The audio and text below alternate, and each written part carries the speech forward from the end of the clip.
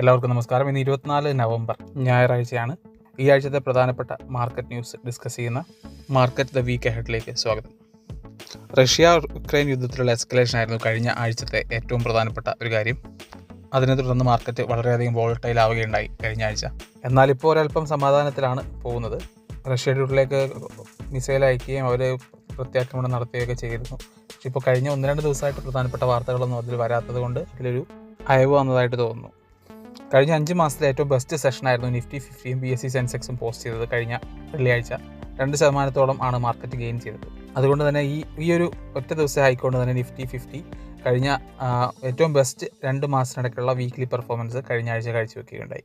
ഈ ആഴ്ച വരാൻ പോകുന്ന പ്രധാനപ്പെട്ട ഡാറ്റകൾ നോക്കുമ്പോൾ ഫിസിക്കൽ ഡെഫിസിറ്റും GDP ഡാറ്റയും വെള്ളിയാഴ്ച പുറത്തു വരുന്നതായിരിക്കും. അതേ ദിവസം തന്നെ 8 കോർ ഇൻഡസ്ട്രീസിൻ്റെ ഔട്ട്പുട്ടും പുറത്തു വരുന്നതായിരിക്കും. ഇതുകൂടാതെ അന്ന് തന്നെയാണ് ഇന്ത്യൻ ഫോറക്സ് റിസർവ്സിൻ്റെ ഡാറ്റയും റിലീസാവുന്ന ദിവസം. ഇന്നലെ നടന്ന ഇലക്ഷൻ റിസൾട്ടിൽ മഹാരാഷ്ട്ര NDA സഖ്യം തൂത്തുവാരിയതിനെ തുടർന്ന് മാർക്കറ്റിൽ പോസിറ്റിവിറ്റി നമുക്ക് മിക്കവാറും നാളെ കാണാൻ സാധിക്കുന്നതാണ്. ഇലക്ഷൻ ഡിസ്ക്ലോഷറിൽ പ്രധാനമായിട്ട് infrastructure, social welfare, economic development എന്നിവയാണ് ഉൾപ്പെടാൻ സാധ്യതയുള്ളത്.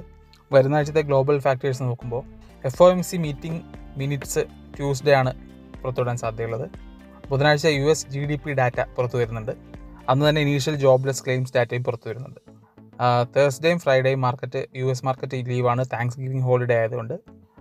അതുകൂടാതെ ബുധനാഴ്ച തന്നെ കോർ PCE പ്രൈസ് ഇൻഡെക്സ് ഡാറ്റയും പുറത്തു വരാനുണ്ട്.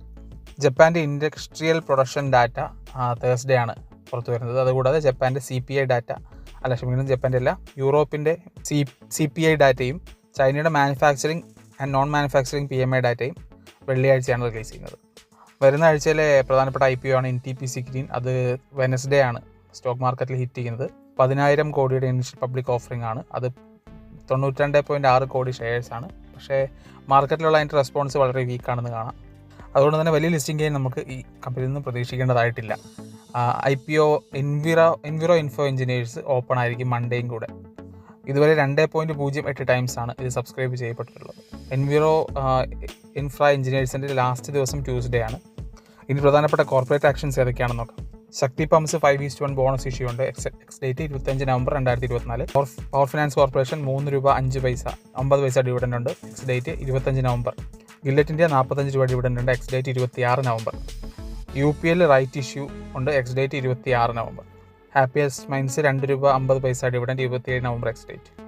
ഇൻഗർസോൾ റാൻഡ് 55 രൂപ dividend 27 November ex date. Ipca lab 2 രൂപ dividend 27 November ex date.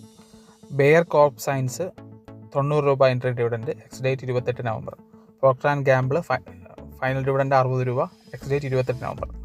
Godfrey ഫിലിപ്സിന് 35 രൂപ ഡിവിഡൻഡ് 29 നവംബറാണ് എക്സ് ഡേറ്റ്. നാഷണൽ അലൂമിനിയം കമ്പനിക്ക് 4 രൂപ interim dividend 29 November ex date. പ്രധാനപ്പെട്ട കമ്പനികൾ മാത്രമേ പറയുന്നുള്ളൂ. എല്ലാ കമ്പനികളുടെയും ഡാറ്റ ഞാൻ ഈ സ്ക്രീനിൽ കൊടുത്തിട്ടുണ്ട്. വേണ്ടവർക്ക് പോസ് ചെയ്ത് വായിച്ച് നോക്കാവുന്നതാണ്. അദാനിയായിട്ട് റിലേറ്റഡ് ആയിട്ട് ന്യൂസ് വരുമ്പോൾ SCCIയുടെ ഒരു എക്സ്പ്ലനേഷൻ വന്നിട്ടുണ്ട്. അവരുടെ ഭാഗത്തു നിന്ന് ഇങ്ങനത്തെ മിസ്റ്റേക്കുകളൊന്നുള്ളതായിട്ട് കാണുന്നില്ല എന്ന രീതിയിൽ. അതൊരു പക്ഷേ അദാനിക്ക് പോസിറ്റീവ് ആയേക്കാം. കഴിഞ്ഞ ആഴ്ച കണ്ട റാലി, അതായത് വെള്ളിയാഴ്ച കണ്ട റാലി ഈ ആഴ്ചയും തുടരുമെന്ന് നമുക്ക് പ്രതീക്ഷിക്കാം.